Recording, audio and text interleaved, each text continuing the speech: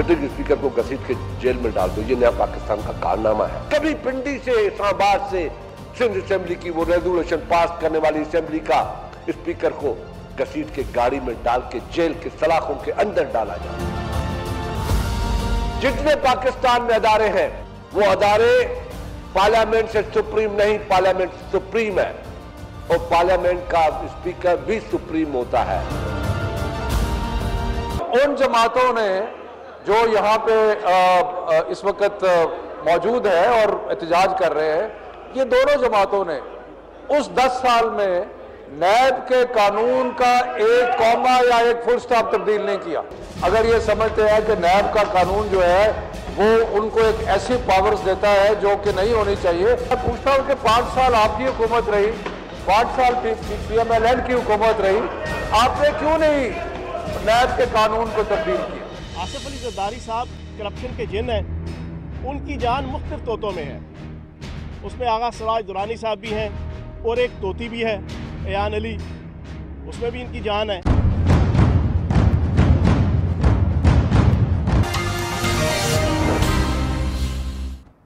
मुल्क में सियासी गिरफ्तारियों का मौसम अपनी आबोताब पर है। मुल्क की सियासत सिर्फ और सिर्फ नैब के गिर्द घूम रही है। किसे उठा लिया और आगे किसका नंबर लगने वाला है, पूरा दिन बस यही चलता रहता है। नैब पर भी आफरीन है भाई, जो तमाम तर सियासी गर्मा गर्मी के बावजूद अपनी धुन में मगन गिरफ्तारियों में मसरूफ है।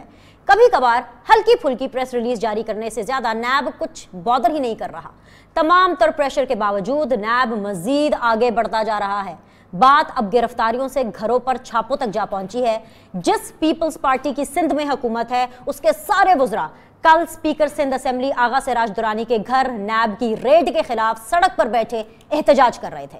वजीर आला सिंध मुराद अली शाह आज प्रेस कॉन्फ्रेंस कर रहे थे और बेबसी और लाचारगी में एतराफ कर रहे थे कि सूबे का चीफ एग्जीक्यूटिव होते हुए भी स्पीकर साहब की बच्चियों को नैब टेररिज्म से बचा नहीं सका।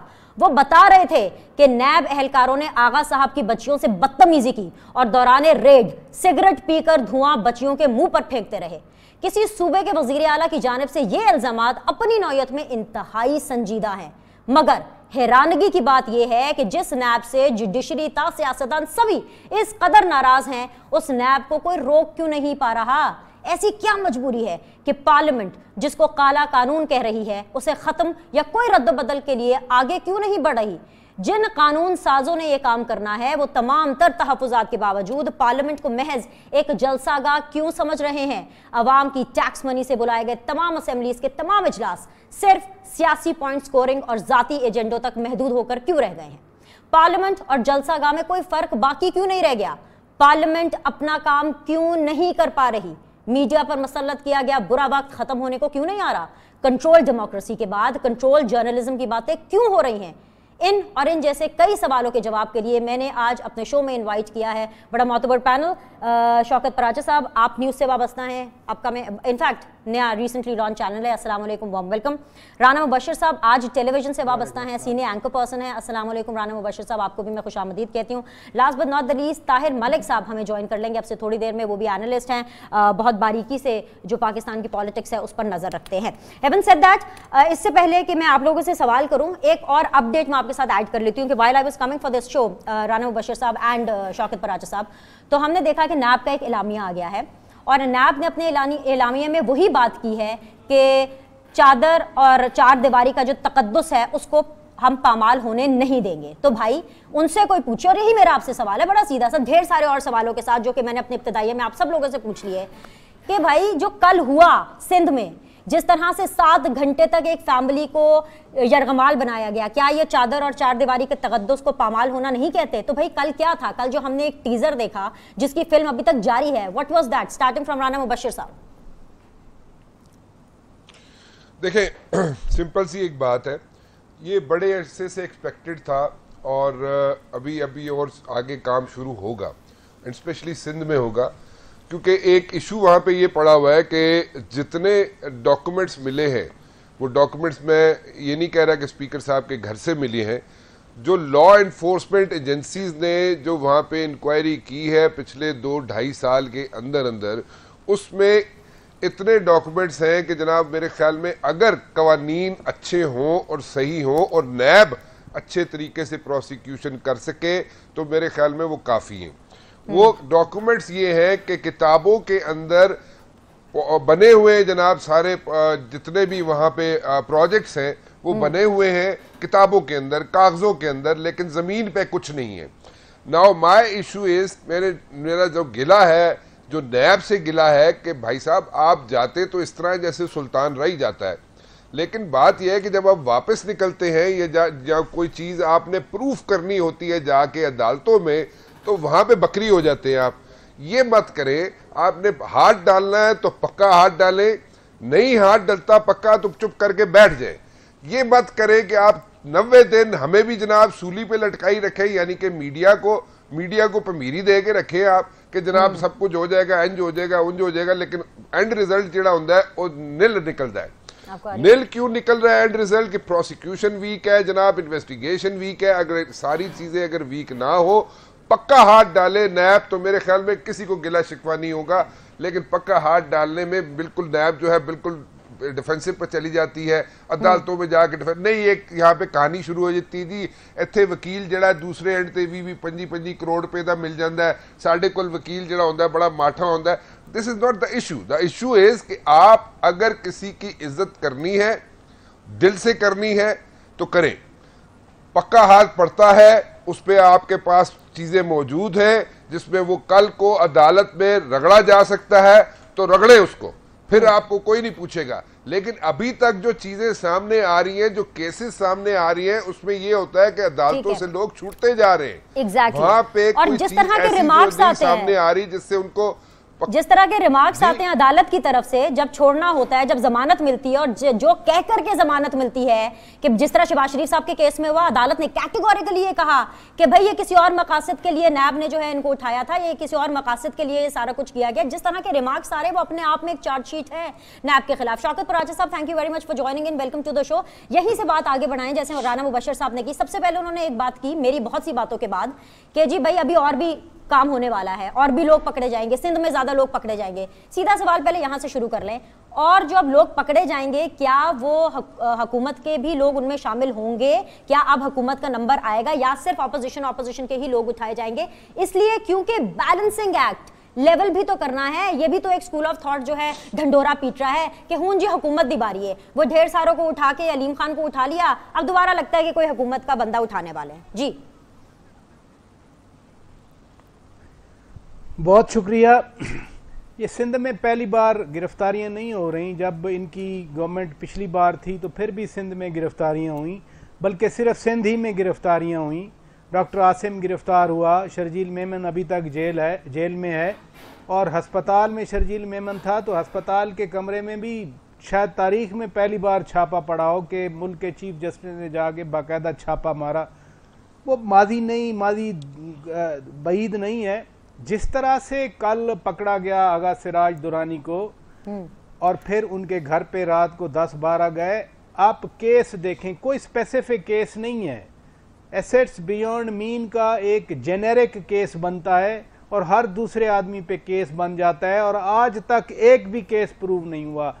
2000 से ज़्यादा प्रेसिडेंट्स ऐसे हैं कि नैब ने एसेट्स बियॉन्ड मीन में पकड़ा, फिर वो बंदे रिहा हो गए। राना साहब की बात में बड़ा वजन है कि जब आप पकड़ लेते हैं तो आप प्रूव करें। देखें ना, ये आर्गुमेंट मैं बाई नहीं करता कि नैब के पास वकील माठा होता है। मसलन नवाज शरीफ के खिलाफ सुप्रीम कोर्ट में केस चल रहा था, उस वक्त नैब से ज़्यादा ये जो पटिशनर थे ये अपने अपने वकील लेके गए थे। मादरत के साथ नईम बुखारी साहब बड़े अच्छे वकील होंगे, बड़ा अच्छा बयानिया होगा, लेकिन वो वकील तो नहीं है ना, उसको किसने रखा? वो नैब के वकील नहीं थे। अगर आप बहुत सीरियस थे तो आप उन लॉज में एक्सपर्ट वकील को रखते।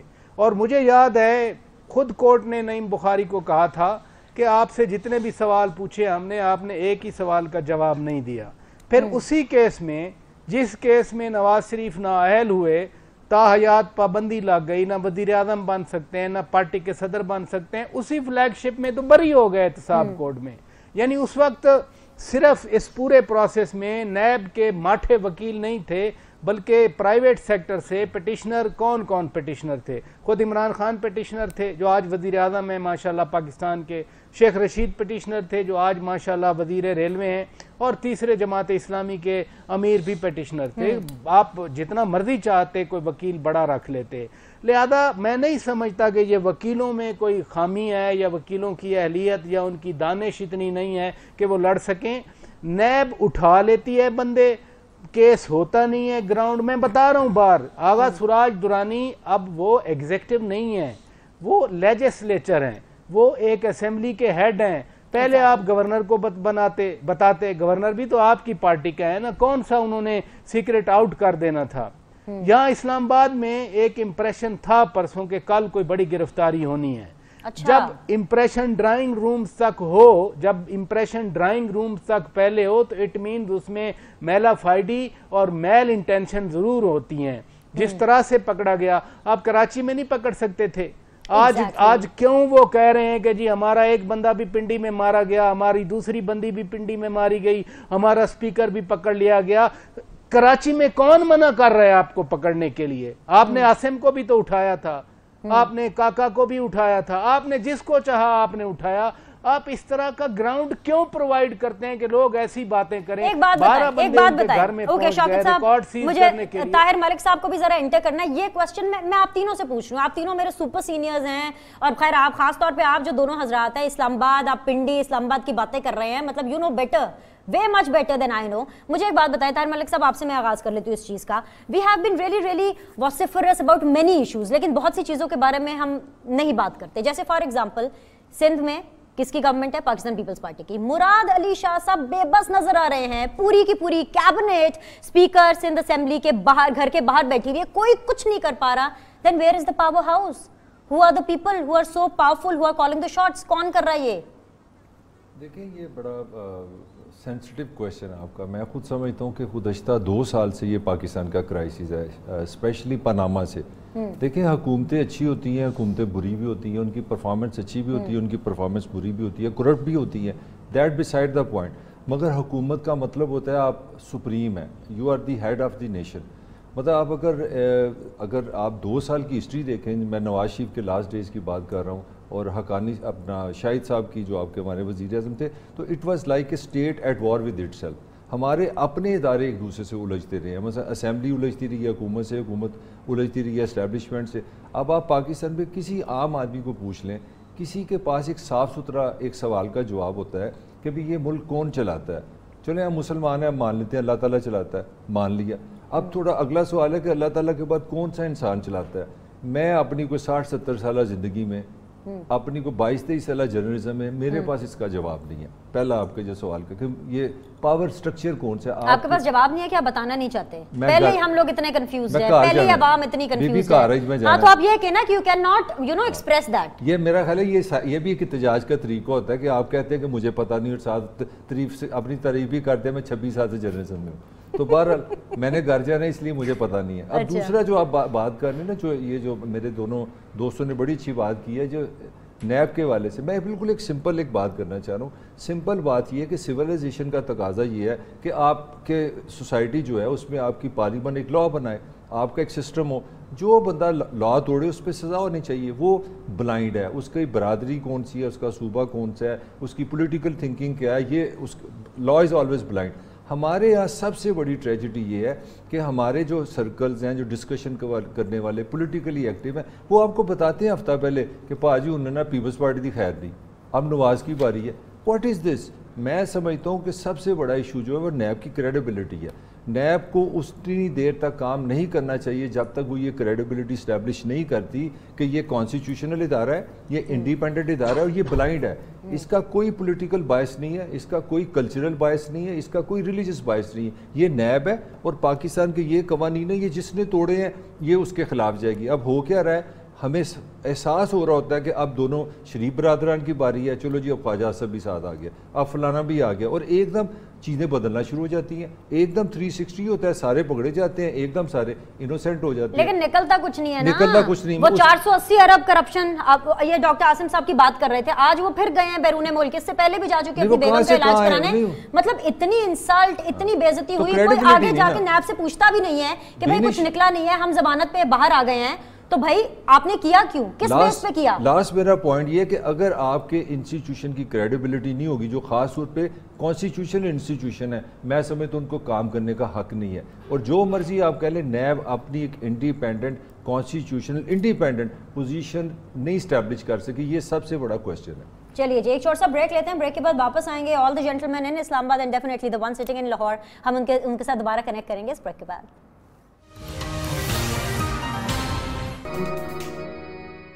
जर्मून इज बैक। जर्मून को हराने के लिए हमें मिस कॉल दें और पाएं मौका 2.5 लाख रुपए जीतने का। Shake shake, are you ready?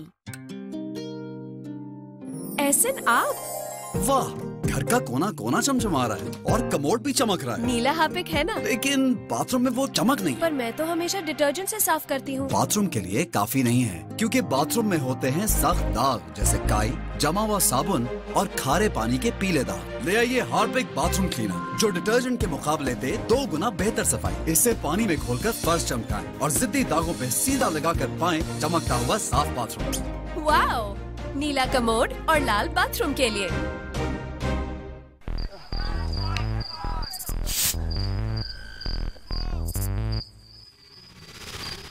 रुकना क्या, आगे बढ़, अपनी प्यास को स्प्राइट कर। रुकना क्या, रुकना क्या। प्यास से गला खुश्क हो तो सिर्फ स्प्राइट नजर आती है, चल प्यास से भर डाले। What a shot! जी बिल्कुल, अब आप रहे 100% खुशकी से पार। 210 रुपए में नहीं, बल्कि सिर्फ 199 रुपए में। वेलकम बैक जी। सीधी बात बीनर सलीम को ज्वाइन इन करने के लिए एक दफ़ा फिर से बहुत बहुत शुक्रिया। शौकत पराचा साहब, राना मुबशिर साहब, ताहिर मालिक साहब हमारे साथ मौजूद हैं। तीनों मेहमानों को एक दफ़ा फिर से खुशामदी, thank you very much. Rana साहब, सीधा सवाल, आज जो पार्लियामेंट में भी हुआ, जो आवाज़ें आई हैं, खुर्शीद शाह साहब ने अपनी बात की, राजा परवेज अशरफ साहब ने अपनी बात की, PMLN ने पंजाब असम्बली के अंदर भी अपना एहतजाज रजिस्टर कराया इस स्पीकर सिंध असम्बली के तमाम तर वाक़े को लेकर के कि स्पीकर की एक डेकोरम होता है, एक इज्जत होती है, और लंबी चौड़ी एक बहस रही, शोर शराबा रहा उसके अंदर। फिर शफकत महमूद साहब को हमने सुना ये कहते हुए कि भाई इतनी ही प्रॉब्लम थी तो आपने अपने दौरे हुकूमत के अंदर जो नैब के जो कवानीन थे उनको तब्दील क्यों नहीं कर लिया। कहने का मतलब ये है कि पहले जो नहीं हुआ सो नहीं हुआ, पहले इतना तंग भी नहीं करते थे कवानीन, पहले नैब ने किसी को इतना नक्को नक नहीं किया था, अगर मैं टिपिकल नॉर्मल आम जबान में बात करूं। इस दफा तो खैर बहुत ही ज्यादा लोगों को तंग कर रहे हैं, पॉलिटिशियंस तंग हो रहे हैं, और अगर वो तंग हो रहे हैं तो इसमें चेंज क्यों नहीं कर रहे? तब नहीं हुआ तो अब कर लें, अब सारे मिलके कर लें। कोई चेंज नहीं आएगा जी अभी, और ये बिल्कुल सीधी सीधी बात है, इस कोई चेंज नहीं आना, क्योंकि now is not the time. इस वक्त कोई चेंज नहीं ला सकता, ना नून लीग ला सकती है, ना पीपल्स पार्टी ला सकती है, ना PTI कोशिश करेगी लाने की उसको। क्यों? इसलिए कि वाकई ठीक बात है कि उस वक्त इन्हें चेंजेस लानी चाहिए थी, लेकिन सच्ची गल ये है कि उस वक्त ना नून लीग ने सोचा था, ना पीपल्स पार्टी ने सोचा था कि हमारी भी बारी आएगी। उस वेले सारे बिल्कुल ठंड रख के बैठे सन, इसलिए अभी चेंजेस लाना या इस वक्त चेंज लाना is not possible. I don't think so this is happening. My point is different जी। मैं लोग जेडे ना एंड रिजल्ट मंगते हैं, एंड रिजल्ट जो है ना वो कहते हैं, आवाम कहती है जनाब एनू फड़ा है, जिसको मर्जी पकड़े, PTI पकड़े, नून लीग पकड़े, पीपल्स पार्टी का बंदा पकड़े, जो सा मर्जी बंदा पकड़े, this is not the concern. Concern is कि जो भी बंदा पकड़ा जाता है उसका एंड रिजल्ट निकलना चाहिए, दैट्स इट।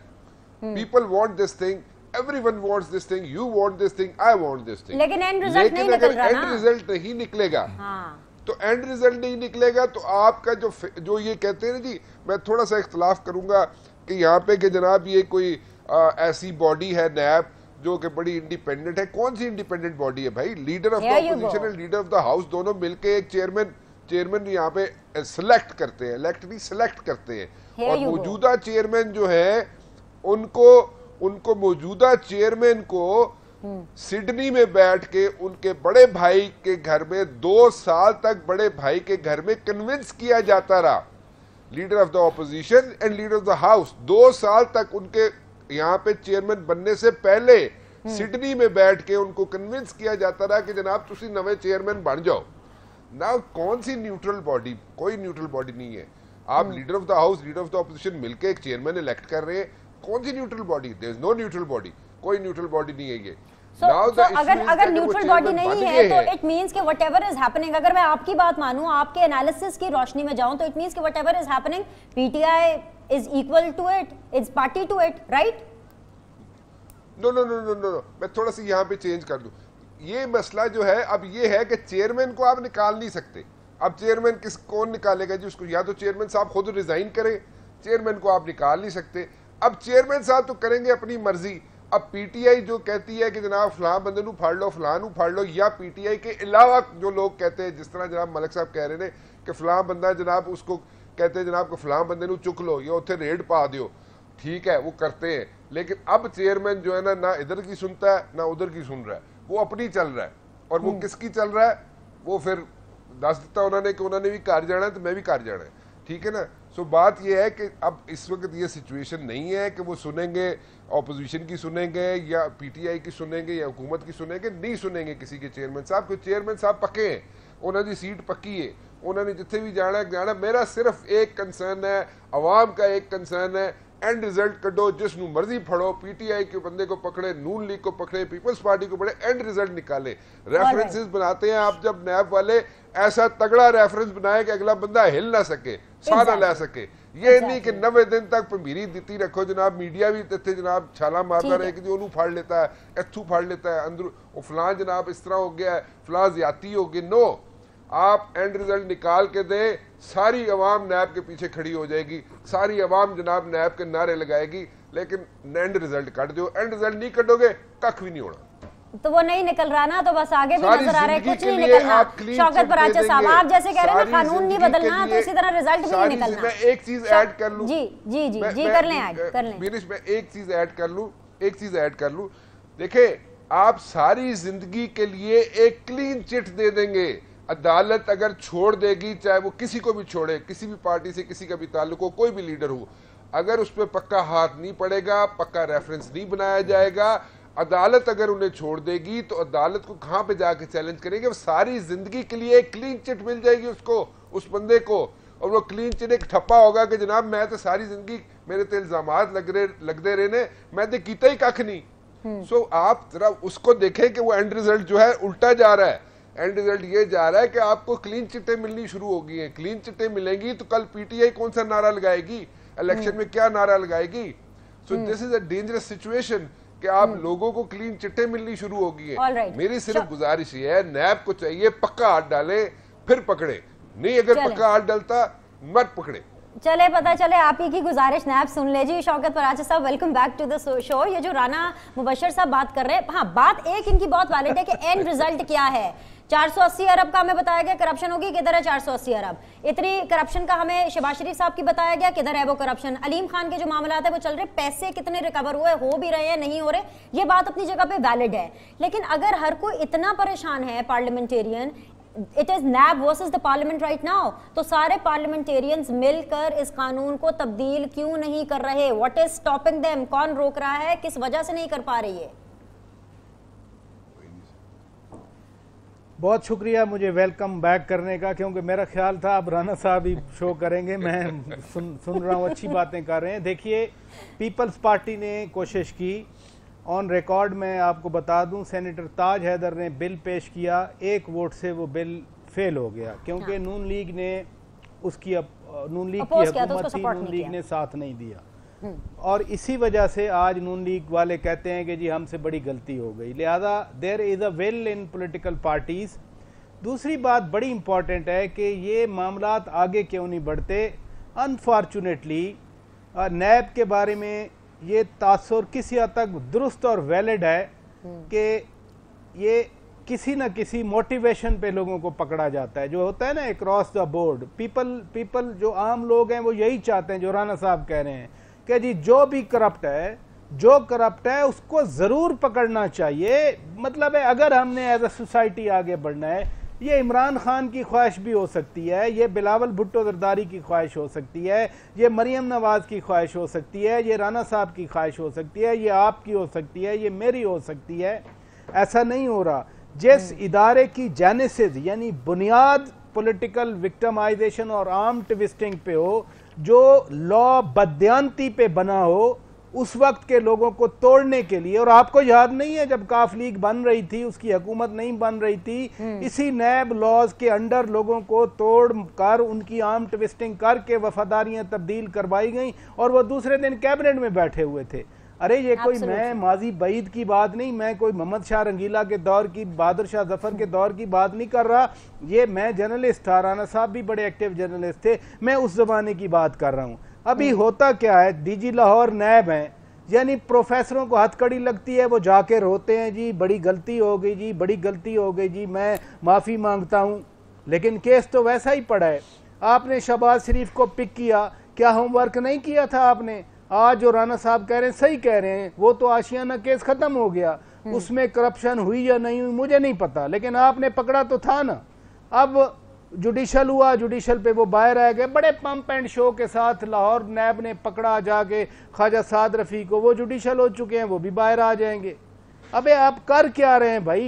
फवाद हसन फवाद कब से जेल के अंदर है? अगर केस हैं, आपके पास एविडेंस है, तो आप उनको प्रोसिक्यूट करवाएं, सजा दिलवाएं। आप लेके बैठे हुए हैं, कल को सारे बाहर निकलेंगे कपड़े झाड़ के, कहेंगे देखें जी हमारे हाथ बड़े साफ हैं। जरदारी, आसिफ जरदारी को 11 साल इसी नैब ने रखा ना जेलों में। इससे पहले तो साहब कमीशन था, फिर नैब बना जरदारी साहब, फिर बड़े फखर से कहते हैं कि तमाम अदालतों ने, तमाम इदारों ने मुझे क्लियर किया, मैं तो बिल्कुल ही एक पवित्र सियासतदान हूँ। वो दावा कर सकते हैं, आपकी अदालतों में धक्के खाए, आपकी जेलों में पड़े रहे, आपके इदारों ने उनके खिलाफ इंक्वायरीज की, कुछ नहीं निकला। इसलिए या तो आप खुदा के लिए कुछ भी बन जाती है सर, आप कुछ नहीं कर सकते, आपकी कैपेबिलिटी नहीं है, आपके पास इन्वेस्टिगेशन स्किल्स नहीं है, आपके पास प्रोसिक्यूशन स्किल्स नहीं है, आप लोगों को नहीं पकड़ा करें ऐसे। वरना जो लोग बैठ के आपकी हमायत में बातें करते हैं, जो इस निज़ाम को सपोर्ट करते हैं कि एहतसाब का निज़ाम होना चाहिए, जब वो बेल आउट होके आ जाते हैं, मैं बता रहा हूं फ्लैगशिप में मियां नवाज शरीफ बरी हो गए। जो लोग फ्लैगशिप की बुनियाद पर उनके खिलाफ बोलते रहे, वो बेचारे शर्मिंदगी महसूस करते हैं। अगर आप कुछ नहीं कर सकते तो खुदा के लिए ना किसी को पकड़े, नहीं तो कानून बदल रहा है कि नहीं। तीसरी एक चीज और मैं एक चीज बयान करना चाहता हूं। अनफॉर्चुनेटली ये हमारा मुल्क ना एक एलीट सोसाइटी है कि जो प्रिविलेज क्लास है वो प्रोटेक्ट होती है, जो आम लोग हैं वो बेचारे मेहनत करते हैं, कमाते रहते हैं। आपको याद नहीं है लोग कहते थे करप्शन में हमारा भी हिस्सा होना चाहिए। जो नहीं, जिसको करप्शन का हिस्सा मिल रहा वो बैठ के शिकायत करता है उल्टा कि जी हमें करप्शन के हिस्सेदार बनाया जाए। ये किसी को सजा नहीं मिलेगी। मेरी बात याद रखें, जो आप कह रही है ना 480 अरब या वो क्या तौकीर सादिक क्या नाम था, वो जो गैस कंपनी के जो सीएनजी के स्टेशन देते थे जी, 82 अरब रुपए की करप्शन थी। पता नहीं वियतनाम से पकड़ा के कोरिया से पकड़ा, फिर दुबई में इतना बड़ा ड्रामा किया। वो कहाँ है? वो बाहर फिर रहे हैं। या तो आप नैब वाले, प्रोसिक्यूशन वाले, इन्वेस्टिगेशन वाले, या तो आप पहले झूठ बोल रहे थे कि वो बिल्कुल क्लियर थे, उन्होंने करप्शन नहीं की थी। अगर आपकी बातें सच्ची हैं तो वो लोग कैसे बाहर आ जाते हैं? सिर्फ ये होता है कि उनको शर्मिंदगी होती है मुआशरे में। आप इतना बड़ा चढ़ा के कानून में तब्दीली नहीं आ रही था मलिक साहब, कानून में तब्दीली नहीं आ रही। राना साहब ने भी नवीद दे दी है, शौकत पराचा साहब ने भी हमें खबर सुना दी है, ये मामलात ऐसे ही चलते रहेंगे। लेकिन पॉलिटिकली अगर हम इसका एक पॉलिटिकल एंगल देखें, after whatever happened with the speakers in the assembly recently, Pakistan peoples party बहुत तपी हुई है, इतनी तपी हुई है, वो कह रहे गली गली जाके हमने एहतजाज करना है, तमाम अपोजिशन के साथ मिलकर एहतजाज करना है। मरियम औरंगजेब साहिबा का पैगाम आया, उन्होंने कहा कि जी अभी तो हमें कुछ नहीं पता, ऐसे एहतजाज करना होगा, मिलकर करेंगे ना, मुशावरत से करेंगे। The point is even the opposition is not on the same page. असल में बिनिश मेरा ख्याल है कि पॉलिटिकल पार्टीज़ होंगी तो कोई रिएक्शन नज़र आएगा ना। ये पॉलिटिकल पार्टीज़ नहीं हैं, ये 3-4 जनरल स्टोर हैं। नाम था अपना अल्ताफ़ जनरल स्टोर, वो बंद हो गया, उस पर सील लग गई। वो पता चला जी ये फ़ीम भी बेचता था, बंद करो। फिर आता है सरदारी जनरल स्टोर, फिर आता है इमरान जनरल स्टोर, एक है नवाज जनरल स्टोर। जब आप अफराद को ले के और आपके ज़हन में ये होगा कि आपका अपना सऊदी अरब में कौन वाकिफ़ है, लिबनान में कौन वाकिफ़ है, तुर्की में कौन वाकिफ़ है, चाइना में कौन वाकिफ़ है, और सबसे ज़्यादा पिंडी में आपका कौन सा वाकिफ़ है। तो ये 4 स्टोर हैं, कोई मेडिकल स्टोर है, कोई बुनियादी की दुकान है, तो ये जाके फैसला कर लेते हैं। अब अगर ये पॉलिटिकल पार्टी हो ना, पीपल्स पार्टी, तो इस तरह ना हो सकते। खुदा के लिए कम से कम एक एकेडमिक बहस तो कर ले कि what is a political party. ये पॉलिटिकल पार्टी है कि ये सारे अपना हम नवा होते हैं कि जरदारी साहब ने कह दिया ना, उन्होंने फ़ोन किया और कहा कि तुमने सामने इतने इतने पैसे खाए, आप चढ़ जो चढ़े मीडिया पे चले गए। तो ये सारी मीडिया मैनेजमेंट है। पॉलिटिकल पार्टीज़ वो होती हैं जिनमें कॉन्सेप्ट होते हैं, जिनके वीएन्स होते हैं, और वीएन के साथ वो ऑर्गेनाइज्ड होते हैं, वो मैटर नहीं करते। यहाँ पे दोनों तरफ एक ही मसला है। पॉलिटिकल पार्टीज़ को इस तरह हमने ग्रूम किया एज ए सोसाइटी में बात कर रहा हूँ कि उनमें अफराद के अलावा, शख्स के अलावा कुछ नहीं है। ये कहा कि पॉलिटिकल पार्टी अभी देखें ना, अभी तक मुझे ये नहीं समझ आई कि एक भाई कह रहा है कि वोट को इज्जत दो, एक भाई कह रहा है जो दूसरे हैं उनको इज्जत दो, एस्टेब्लिशमेंट को इज्जत भाइयों को तो चुप ही लग गई है सर, आपके तज्जिए सुन के उनको मेरी गुजारिश ये है कि मुझे कोई बताया कि पॉलिटिकल पार्टीज क्या है। मैं एक बात मुकम्मल करूंगी, एक ब्रेक ले लेते हैं, ब्रेक के बाद वापस आएंगे। इस्लामाबाद के अंदर भी दोबारा कनेक्ट करेंगे एंड ऑफ कोर्स ताहिर मालिक साहब हमारे साथ बने हुए, उनकी भी मुकम्मल बात सुनेंगे एक छोटा सा ब्रेक के बाद। Stay with us. हमारे स्टेट इंस्टीट्यूशन भी इंस्टीट्यूशन ही है। इंस्टीट्यूशन का और फ़र्क क्या है अफराद का। अफराद से जब फ़र्द स्ट्रॉन्ग आता है तो लगता है जैसे इदारे स्ट्रॉन्ग हो गए हैं, फ़र्द कमज़ोर है तो इदारे कमज़ोर हो गए हैं। इंस्टीट्यूशन बनाने का सिर्फ एक मकसद होता है कि फ़र्द डोमिनेट ना करे, वो प्रिंसिपली चलते रहे। मैं आपको छोटे सी एक एग्जांपल लेता हूँ। जब कमर ज़मान नैब के चेयरमैन है तो इट्स ए टोटली डिफरेंट चीज़, वो नैब ही कुछ हो रहा है। सुप्रीम कोर्ट मुझे याद है रो पड़ती थी उसके सामने, यार क्या लोग हो तुम्हें को बंदे नहीं मिलता। सिर्फ एक बंदा बदला है, जुवेद इकबाल है, तो वो ज़मीन से आसमान पे चली गई है। अब दूसरी तरफ आते हैं, नहीं कोर्ट्स तो वैसे इनसे भी खुश नहीं है, कोर्ट्स रिमार्क्स देती है ना कि क्या आपका मुल्क नैब चला रहा है। नहीं आप दोनों का मुआवजा कर लेना। कमर ज़मान तो आप obviously a lot of other disparities, there is a big disparity. तो ये साबित क्यों हो रहा है कि इंस्टीट्यूशनल क्राइसिस है, ये अकल का क्राइसिस है, ये इंटेलेक्चुअल क्राइसिस है, ये स्टेट का क्राइसिस है। आगे सुने, एक हमारे चीफ जस्टिस है जमाली साहब, उनके पास पनामा का केस गया, उन्होंने एंटरटेन ही नहीं किया। अब उसकी मैं यार LLB तो की नहीं कि मैं आपको पूरा लेक्चर दूं। एक चीफ जस्टिस पनामा को हाथ नहीं लगाता, उसी के बाद एक दूसरा चीफ जस्टिस आता है, वो कहता है मैं एक तारीख बना दूंगा, मैं ऐसा फैसला करूंगा, वो सदियों में याद रहेगा। वो उस बंदे को डिस्क्वालीफाई, एक चीफ जस्टिस कह रहा है, उसने एंटरटेन नहीं किया, एक उसको सजा दे रहा है। अब एक चीफ जस्टिस था, सुबह दोपहर शाम खाने से पहले वो सुबह मोटा ले लिया करते थे। अब चीफ जस्टिस साहब, अब मुझे नाम बता दो क्या है चीफ जस्टिस का। मैं गुजारिश ये करना चाह रहा हूँ कि अगर आपने पाकिस्तान को अफराद के साथ चलाना है, लोगों के साथ चलाना है, तो you will not reaching anywhere. अगर आपने पॉलिटिकल पार्टीज को ऑर्गेनाइज करें, इंस्टीट्यूशन बनाएं। ये पीपल्स पार्टी नहीं है, ये जरदारी का जनरल स्टोर है, ये एक इमरान का जनरल स्टोर है, एक नवाज का जनरल स्टोर है। तो हमारे पॉलिटिशियन पे बड़ी संजीदा एक जिम्मेदारी है। वो जिम्मेदारी ये है कि अपने पॉलिटिकल लोगों की एजुकेशन इस तरह करें कि उनमें इंस्टीट्यूशन की सेंस बने, आप आइडियाज़ के साथ काम करें। अब देखिए खुदा ना खासा अगर इमरान आज रिज़ाइन कर दें, मुझे आप बता दें व्हाट इज़ PTI, मैं आपको $1 मिलियन एग्जाम इनाम दूंगा। एक बंदा नहीं मुझे समझ आया। 21 साल इमरान ने पाकिस्तान में पॉलिटिक्स की, उसको ये नहीं पता कि पंजाब में मेरा CM कौन होगा। वो एक आप कोई दुआ करेंगे अल्लाह भी नहीं, तो ये मतलब उस्मान बुज़दार को लड़ के उसके सामने एक फौलादी दीवार बन के खड़े में इमरान खान साहब। एक फिक्रे पे बात खत्म करना चाह रहा हूँ कि पाकिस्तान का क्राइसिस जो है वो रियासत का भी वही क्राइसिस है और पॉलिटिकल पार्टीज का भी वही क्राइसिस है। वो क्राइसिस है अफराद फर्द से ज्यादा इंपॉर्टेंट है। जरदारी का मतलब पीपल्स पार्टी है। जब तक आप इस तरह पाकिस्तान चलाएंगे तो नैब इस तरह करती रहेगी। ऑल राइट, 30 सेकंड्स है। राना मुबशिर साहब प्लीज आप जरा वाइंड अप कर दीजिए। फाइनल कमेंट्स के कोई बेहतरी आनी है कि नहीं? कानून तो आपने कह दिया कि तब्दील नहीं हो रहा, आगे कानून कोई तब्दील नहीं हो रहा जी। मैं एक छोटी सी चीज़ मैं क्लैरिफाई करना चाहूँगा यहाँ पे। सुओ मोटो नोटिस लिया था चीफ जस्टिस जमाली साहब ने पनामा का जो केस आया था जी, उसमें आगे मैं थोड़ा सा एक चीज़ ऐड करें, 1 सेंटेंस, क्योंकि मुझे पता है we will have to wind up abruptly over here. देखें यहाँ पे अगर आप इमरान खान साहब को थोड़ी देर के लिए साइड पे कर देना कि जी इमरान खान साहब नहीं है, तो उसके अलावा आप मुझे बताएं ऑप्शन क्या है। और उस वक्त क्यों नहीं शोर मचाते थे ये लोग, या उस वक्त क्यों नहीं रोला डालते थे जिस वक्त ये सारे पैसे कमा रहे थे और बेसमेंटों पे कराची के बड़े बड़े पॉलिटिशियंस की बेसमेंट्स के अंदर जब यहाँ पे अरबों खरबों का वहाँ पे वो डॉलर्स, पाउंड, यॉन और ये सारे यूरोस जो है स्टैग हुए होते थे, छतों तक लगे होते थे, वो निकल गए। कहाँ निकल गए? वो मैं पूछना चाहता हूँ कहाँ गए वो बेसमेंट से, और वो ठीक है। जल गए थे बेसमेंटों के अंदर पैसे। 30 सेकंड शौकत राजा साहब आप भी ले लें जरा। भैया ये कह रहे हैं अगर इमरान खान नहीं है तो ऑप्शन क्या है, जरा जवाब दे दे 30 सेकंड्स में, वेरी क्विकली। देखिए ना, फिर अभी तो हम ये बात कर रहे थे, अभी तो मलिक साहब कह रहे थे कि ये इंडिविजुअल्स हैं, तो फिर इंस्टीट्यूशंस कहाँ गए? बात ये है कि इंडिविजुअल्स से नहीं चलती चीज़ें, इंस्टीट्यूशन से चलती हैं।